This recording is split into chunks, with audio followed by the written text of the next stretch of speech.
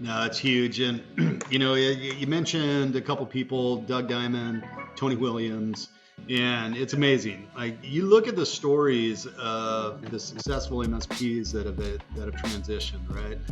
We had Trent Peters on, we had his partner Heath on, a couple shows also that are coming out. We Miles Keogh from Spade Technology. We got Tyler Sanders from Base Technical. You look at some of the commonality. Like, one, it's peer. Two, it's like just the ultimate discipline from the CEO at the right times.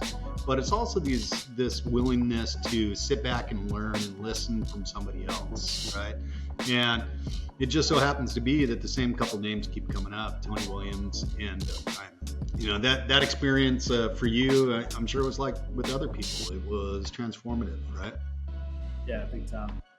Kind of changing gears. Like, at some point you had to figure out how to sell, right? Like, yeah. You're really good at tech support, building out your leadership team, but in order to grow, like, you got to have new clients. So let's help people understand, what did that look like for you, and what were the things that worked for you?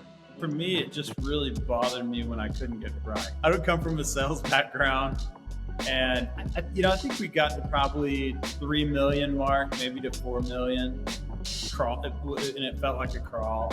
And it was, one step forward, 2 steps back, and tons of referrals. Yeah. But there's one point where it was just like, I'm so pissed right now. And I call Gary. I remember calling Gary on his cell phone, and I'm like, dude, I'm at the end of my rope. At this rate, we're just going to shrink and die because I can't figure out how to sell. And I'm looking for empathy is what I'm looking for. Yeah.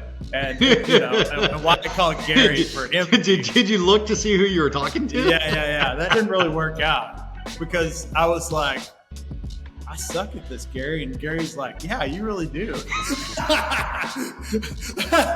But he's like, you know what? Sometimes, like, you just got to get pissed and yell at the top of your lungs, like, I'm mad as hell and I'm not going to take it anymore.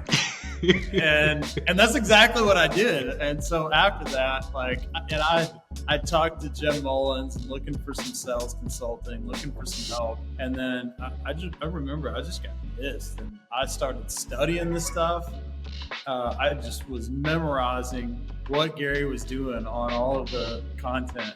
I mean, I was memorizing his jokes, and I was like, Michelle, my ISR was like, dude, you even tell the same jokes. And I'm like, I don't know what to say. I'm obsessed with this. But, I came back, and it was like 2 months later, Jim sees me at a peer group meeting, Winter Circle, and he was like, oh, you still need that help? And I'm like, actually, Jim, I just closed 50K of MRR in the past 2 months. Like, I just got really mad, and then I figured it out, and then boom, like, I crossed a hurdle, and it just kept going. So I think having that obsession over sales and realizing that to get a great sales engine going is the only way to move this business forward, and it's the best thing that I can do for my team to grow and give them opportunity. And that was huge. And then the other thing that was huge was just getting a great sales team. I mean, so Michelle was like my 7th ISR. I screwed that up and just could not find the right person. And I'll never forget her interview.